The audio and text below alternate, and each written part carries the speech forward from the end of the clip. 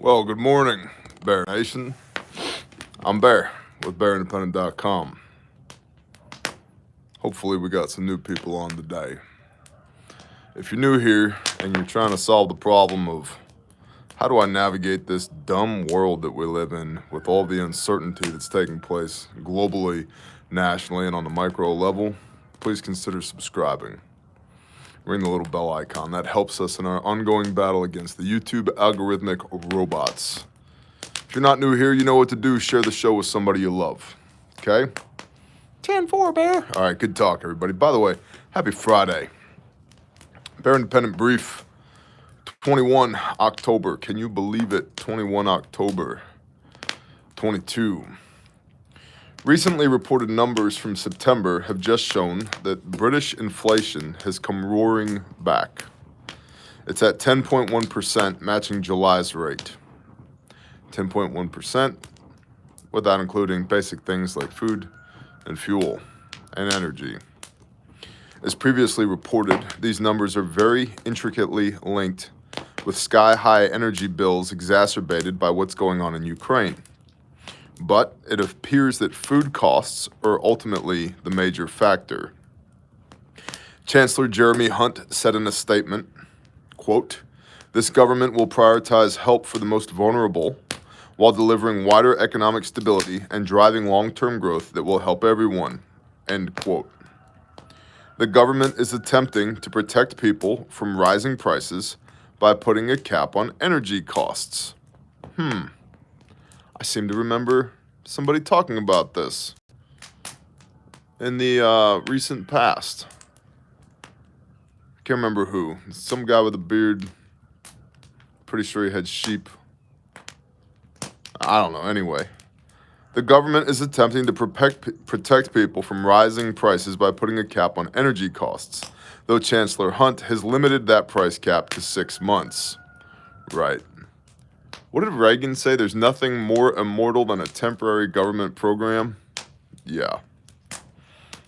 Much like with the United States Federal Reserve, the Bank of England is attempting to carefully increase interest rates to dampen inflation while also attempting to avoid a recession.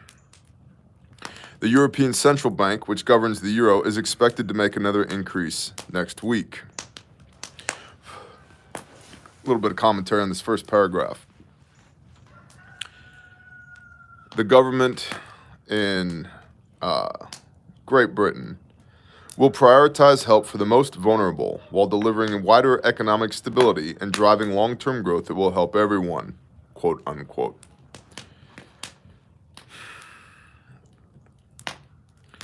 Things like this bother me from at a systemic level. There are people who need help temporarily, temporary government programs. We see this with entitlement programs in the United States, right? The amount of benefits that certain people receive is ridiculous to somebody like me who grew up poor, never asked for anything from anybody, was basically given an opportunity to survive till the time I was 18 years old, which was cute because by the time I was 18 years old, I'd been in business for myself for 2 years. And never took any handouts. Doesn't mean our family didn't visit a church food pantry on occasion, because we did. Doesn't mean the neighbors didn't have to bail us out with some sacks of groceries on occasion, because they did. And doesn't mean that we didn't bail the neighbors out on occasion, because we did. But there was a pride. There was a pride there that we're not going to take handouts. We're going to get through this. It might be difficult, but we're going to get through this. I remember butchering a cow as a kid with my old man, and we ground up a bunch of it. Because, we were poor. We didn't have money, but we did raise our own food, mostly. And I remember butchering this cow, grinding it up. And one winter, man, we ate ground beef hamburgers, handmade hamburgers. and macaroni and cheese the entire winter, because that's what we had. That's it. And it's like, yeah, but praise God we had that, right? And for a decade, I didn't eat mac and cheese. I didn't eat hamburgers. Grandma, 83 years old, raised by parents who survived the Great Depression. Tells stories about one winter, all they had to eat were black-eyed peas and cornbread the entire winter, unless Daddy could shoot a squirrel. Where has that mindset gone? There's this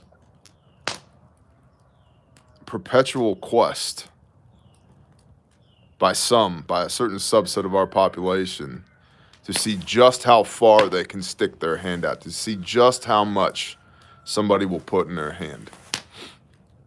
That's going to go away. It's going to have to necessarily go away, or it will be rationed based upon your political affiliation, I think. Saw this during the Great Depression with certain work programs. You had to be a registered Democrat to, get into the WPA. You had to be a registered Republican to get into some of these other work programs. Yeah, weaponizing your political affiliation. That's probably going to happen. But it comes back to mindset, because if we're going to survive this thing that's coming, whether it's an economic, hiccup, or it's legitimately the end of the world as we know it, regardless of where it is on that spectrum, this concept of handout ain't gonna work. It's not gonna get it done. It's not American. It may have become American, but it's not American. Although I think we're gonna see more of it, which means that today we have to decide: are we gonna be those people in the breadlines? We're going to be those people on assistance, air quote. Or we're going to be those people that build resilience and therefore independence into our own personal system, so that you don't have to stand in the breadline. You don't have to be the one on perpetual benefits. And I will say this, right? Like,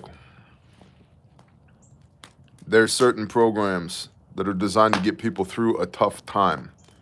And if you're in a tough time, use the programs, but don't stay there.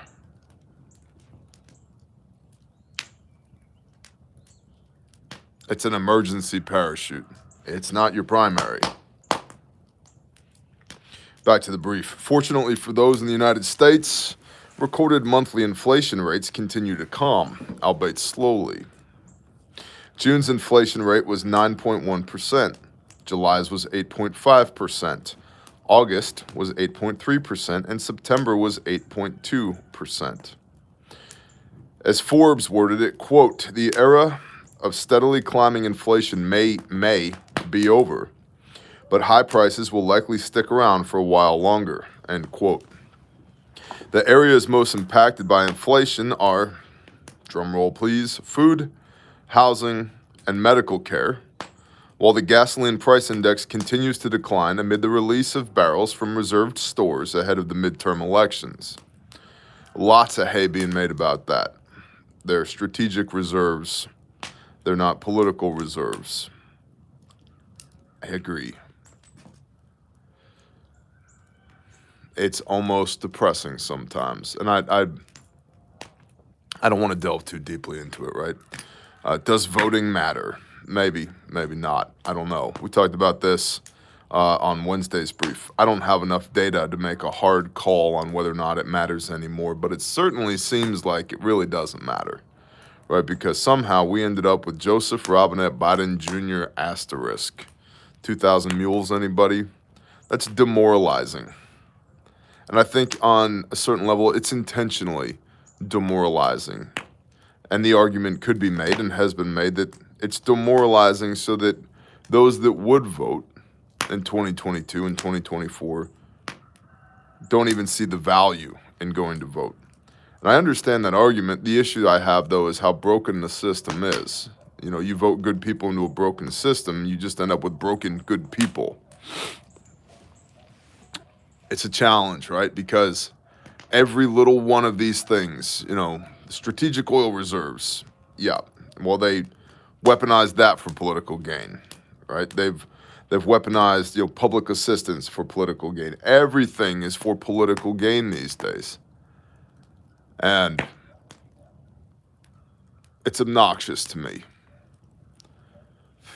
because there's this insinuation that if you don't want to play in that system where everything has been weaponized for political gain, you're somehow a bad American. I disagree with that. I think I'm a good American. I love this country. Now, my identity is not first as an American. It's first as a child of the creator of this universe. This is a son of God first.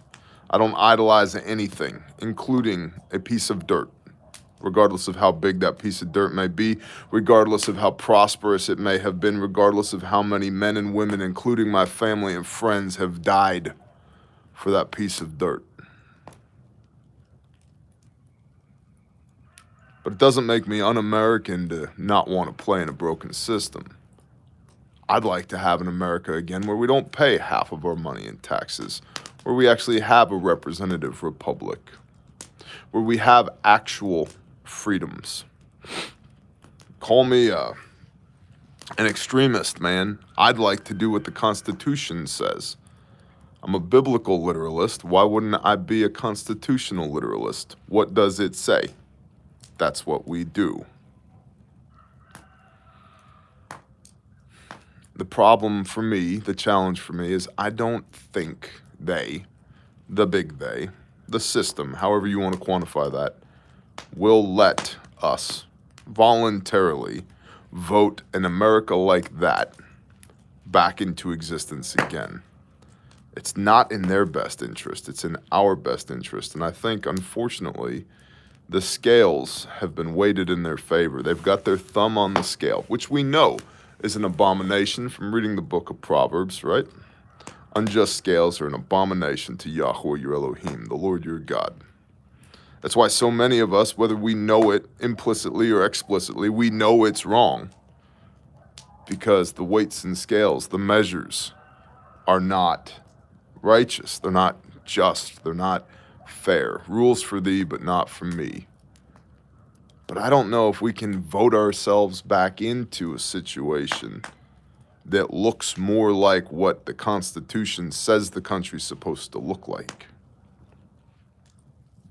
regardless of what might come with the midterm elections. Now, on the other hand, I understand, America's a big country. It's a big system. And much like major corporations, they don't make decisions overnight. They're not nimble, right? It's one of the reasons that small government is really good is because it's nimble. Right? There's fewer hoops to jump through. There's less momentum from entrenched bureaucracy to be able to turn the ship. I like small government. It's more nimble, it's more responsive, it's closer to the people. We don't have that right now. So it might take, if it's possible, to vote good people into a broken system and fix the broken system. It's gonna take probably more than one election cycle. It might take more than one generation to make that happen. Which comes back to, how do we weather this storm in the meanwhile, right? Resilience. Not whoring with the system, not being so incredibly enmeshed with the system that if it fails, you fail with it, which is basic preparedness. It's independence.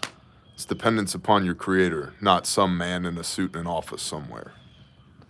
And that's ultimately what's dangerous to those men and women in suits in offices somewhere, is that myself and so many of us, I might recognize their authority, but it's certainly not ultimate authority. And I'll be the first one to tell you that if a law of man violates a law of God, I'm not interested in obeying that law of man.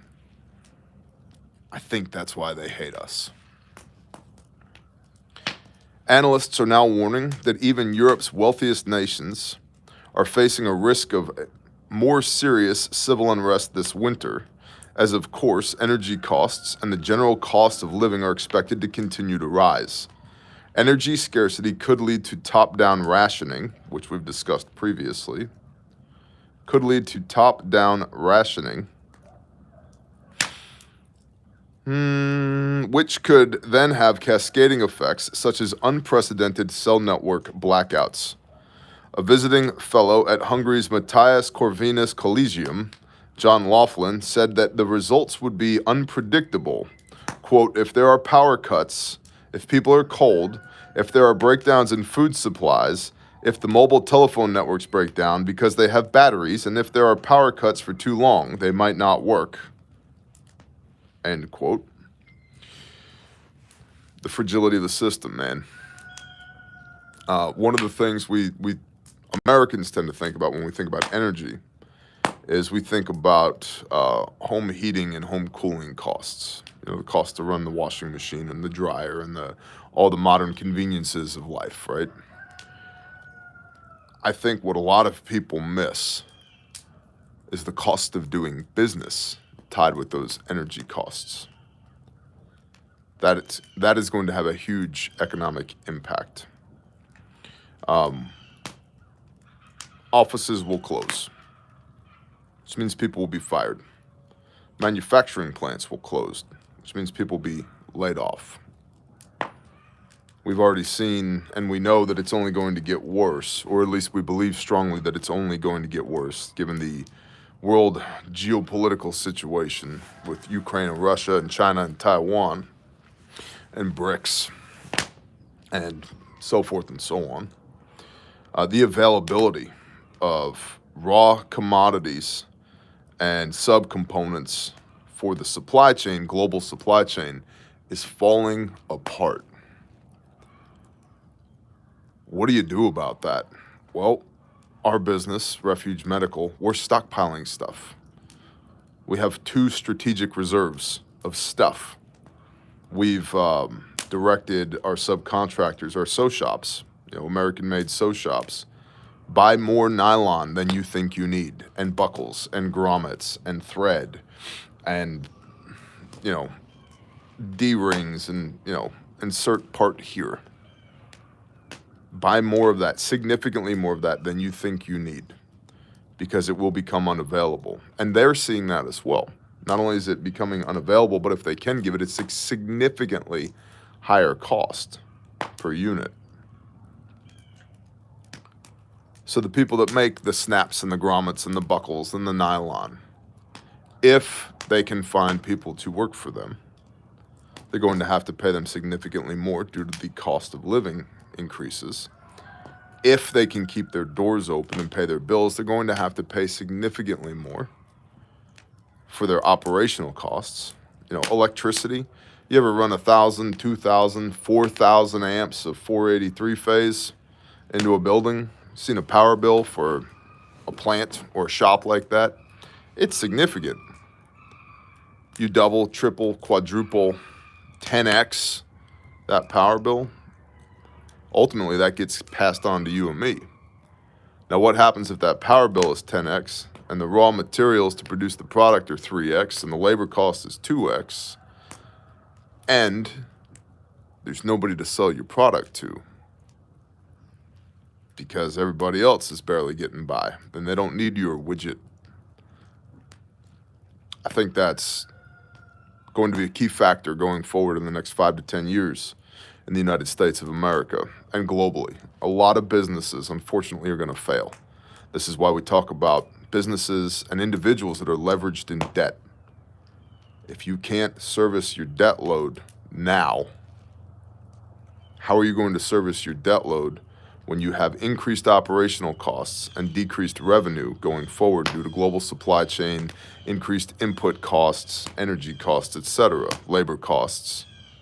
Your margins are going to evaporate and you can't service your debt load, which means you have to close your doors. And this might be Bob and Sally's, automotive company, auto repair and tire shop. It might be Microsoft or Merrill Lynch or U.S. Steel, right? The implications are massive. So what do? Stockpile now.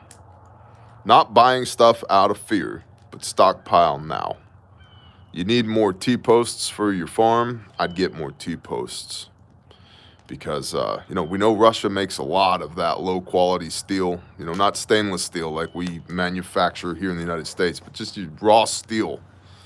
Russia, China, okay. Well, we could be having a war with Russia and China here pretty quick. So I'd get some T-posts, right? Practical, tactical. You need another cast iron Dutch oven? I'd get one, right? Haven't serviced your lawnmower lately? I'd do that. Like, get your affairs in order and think about, not if I couldn't go to the store for the next 5 years, but if there was nothing at the store for the next 5 years, what would I want to have? This is your thought exercise for today. This is your homework for today. If there's nothing at the store, what do I need to have? See, and people have focused on, since February 2019 with the coronavirus, what happens if they don't let us do business? Completely missed what happens when there's no business to do. Sure, you can walk your happy ass into Walmart, go for it. There's nothing on the shelves. And by the way, your dollar's worthless. Best of luck to you. So, what do you need? Do an inventory, maybe a physical inventory, but certainly at least a mental inventory of what do I need? If I couldn't go to the store for 5 years, Bear, are you saying it's going to be 5 years? I'm saying it might. It could be 10, it could be 6 months. Don't know. Nobody really knows right now. We are at an unprecedented point in history. Not a lot of data to work from, and the data sets that we do have coming out of China and Russia and Ukraine are all tainted. Hell, the data coming out of the United States is tainted because fifth-generation warfare is a game of narratives. They're not going to tell us the truth. It does not behoove them to tell us the truth. So the best thing we can do is try and extrapolate what good data we do have, which is our data. What do I need? I know what I need. I know how many boxes of macaroni and cheese a 14-year-old boy eats per year. Because I've done the homework on that, because I've had to buy them. So if I wanted to buy a year's worth of macaroni and cheese for a 14-year-old boy, I know that data because I've done the work, because I bought the damn mac and cheese, right? I don't know. We should subtitle this brief today, Mac and Cheese, because we're talking a lot about mac and cheese today. Point here is we can work from our own personal data sets to see what we need. And some things it's just not going to... You can't store most of us can't store 5 years worth of gasoline. 5 years worth of food is a ludicrous amount of food. 5 years worth of water, good luck, right? 5 years worth of OTC meds, yeah, that's doable. 5 years worth of prescription meds, nope. But T-posts, fence, gravel, you know, tie wire, hand tools, fix-it stuff. I think fix-it stuff. Maintenance and repair items are going to be really important because stuff's going to break and it's not going to be a readily available replacement for whatever it is that breaks. Back to the brief. Protests have already been seen, of course, so it's not difficult to imagine the risk becoming more elevated. For example, unsatisfied with stagnant pay in the face of increasing living costs, France is seeing nationwide strikes as unions aim for higher salaries. This comes after weeks of walkouts, which created shortages of fuel around the country and heavily impacted oil refineries. Over 60% of France's oil refining capacity was affected. Demonstrations have involved transportation workers, teachers, and hospital employees in dozens of cities.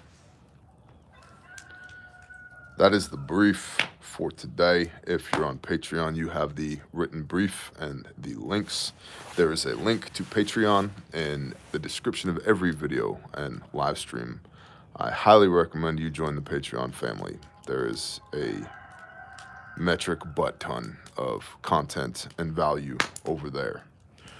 Significantly more than what's on YouTube. Interesting article from RT, Russian propaganda. Russia's grain harvest hits all-time high. This year's crop has already exceeded 147 million tons, the country's agriculture ministry has said. Already set a new record. To date, 147.5 million tons is in bunker weight have been harvested, with harvesting still ongoing. Russian Agriculture Minister Dmitry Patrushev later confirmed the figure at a staff meeting of the ministry. Quote, "We expect to reap a maximum of 150 million tons. Of course, this is an absolute success for our farmers and the Russian agriculture industry as a whole," he stated. The previous record was set in 2017 with 135 million tons, including 86 million tons of wheat. This year, the wheat harvest is expected to reach 100 million tons. This is an interesting paragraph in this article. Patrushev recently said that Russia's newly joined territories, the Donetsk and Luhansk People's Republics, and Kherson and Zaporizhzhia regions would add about another 5 million tons of grain per year to Russia's overall crop. Now, the United Nations has condemned Russia for essentially annexing via bullcrap vote, these referenda that took place in these regions, adding these areas of what are Ukraine back into Russian territory, which we've talked ad nauseum about the implications that has as far as war fighting in those regions, could be considered a direct attack on Russian citizens in sovereign Russian territory, which could lead to escalation. But it's interesting now as well, they're counting output from those regions as Russian output. We talked about this in February of this year and many times since. War is a game of resources at its most basic level. Russia is the largest wheat exporter in the world, followed by Canada and the United States. The country has already delivered about 8.3 million tons of grain to foreign markets in the 2022 agricultural year, which began on the 1st of June. It expects to export around 50 million tons in total by July 30, 2023. So half of its total wheat harvest, 1/3 of its total harvest. That's good for Russia. It may be good for the rest of the world.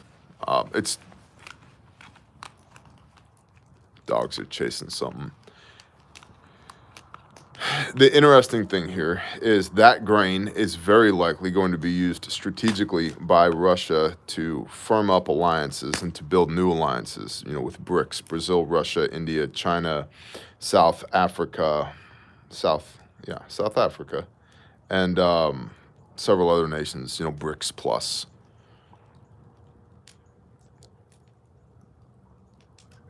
Essentially, we're talking about coercion here. Hey, you want your people to not starve to death? Here's some Russian grain. By the way, we're going to need you to X, Y, and Z for us. The United States is trying to do that with natural gas to Europe right now. Not going so well. Part of the reasoning behind the argument for the United States are the ones that blew Nord Stream 1 and Nord Stream 2, because everybody knows it was sabotage. Everybody admits it was sabotage.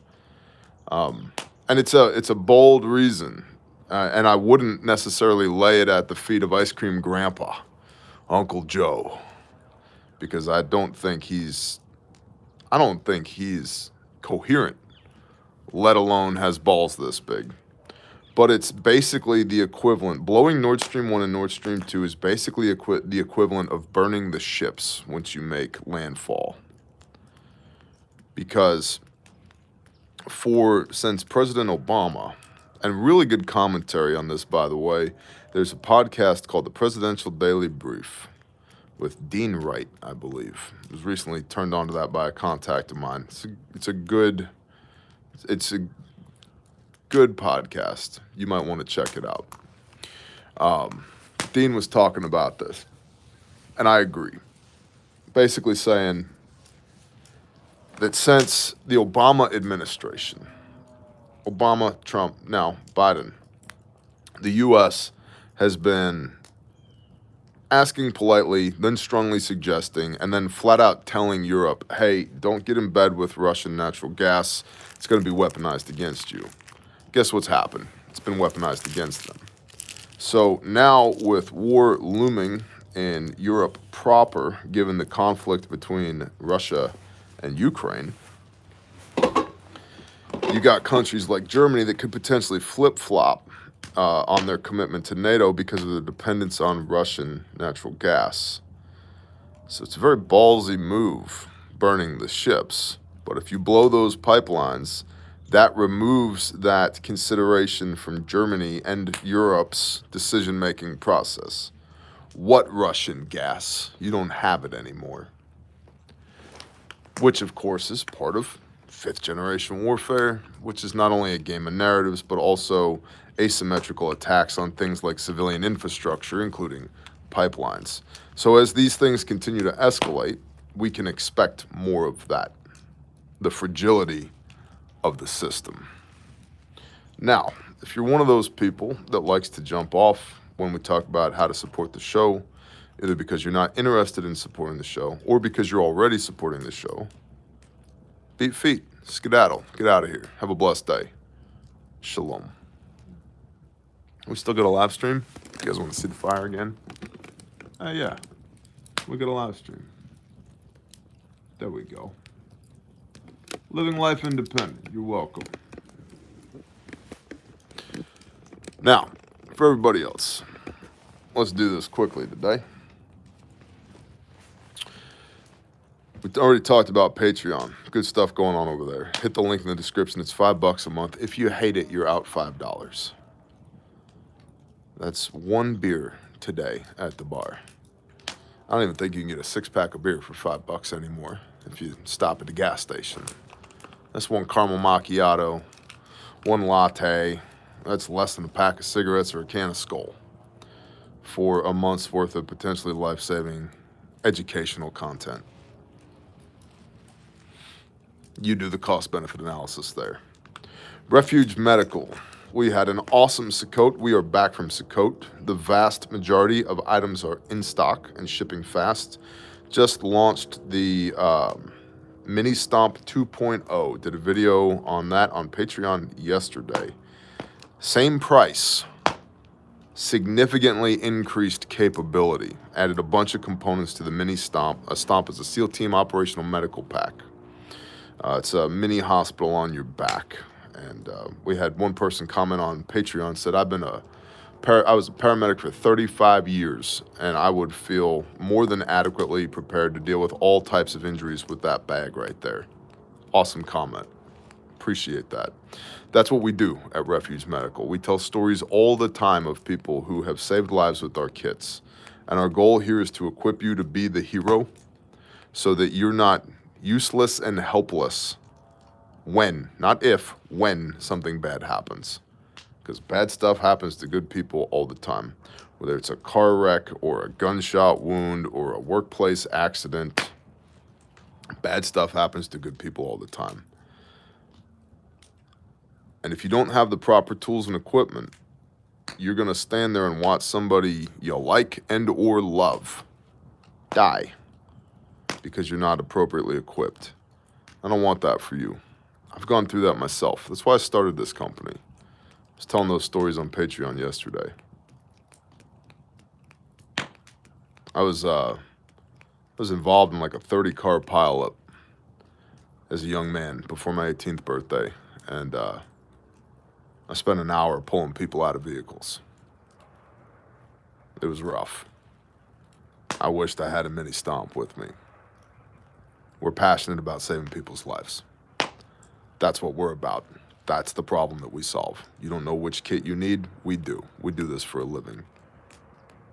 You don't know where to get an American-made, high-quality kit that actually works? We do. We do this for a living. That's what we're about. And if, as a byproduct, we get to contribute to the rebuilding of American manufacturing, praise God. That's awesome. So, refugemedical.com. I strongly suggest you check it out. You don't want to be in a position where you're literally holding somebody's life in your hands and there's nothing you can do about it. I've been there. If you use promo code BearNation, you get free shipping on everything in the store, and that's not nothing in today's day and age. So please check it out, refugemedical.com. Refuge training. We are in the process of adding dates for 2023. Had a meeting on that yesterday, so be encouraged. There will be new dates put up for the next training season in 2023. Meanwhile, we have some private classes going on. We also have a couple of public classes that have a couple of slots left in them in Waco, Texas, and Dallas, Texas. And so if you would like to actually know how to use your kit to learn the fine art of how to not die, refugetraining.com. This is in-person, real hands-on training. It's not death by PowerPoint. It's not some commoditized YouTube video. Although if that's what you're looking for, we have an entire playlist, trauma medicine, here on this channel. Just go to playlists, click Bear Independent, click playlists, trauma medicine. I'll teach you the entire March algorithm, stop the bleed, March pause algorithm, pain management, antibiotics, wounds, splinting, blah, blah, blah. It's all there.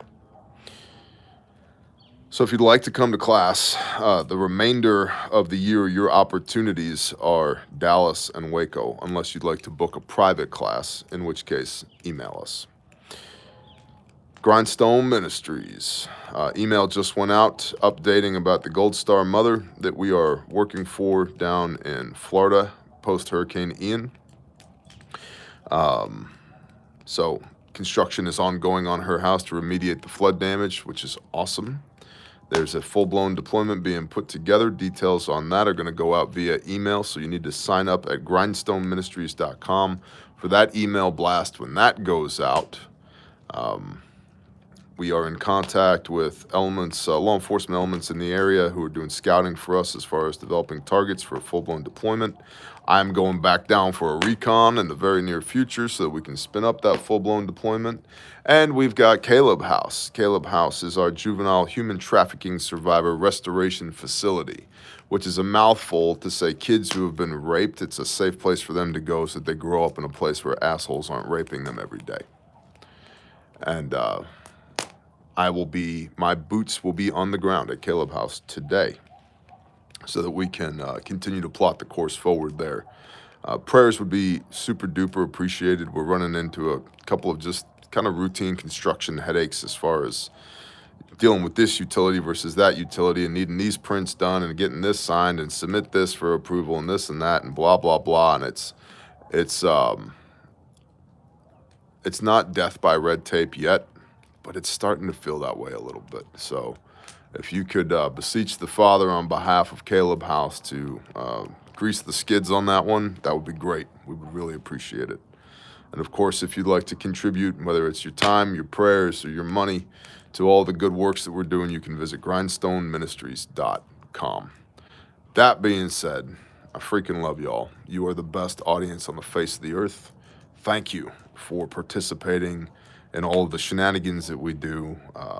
We could not do it without you. So thank you to every one of you.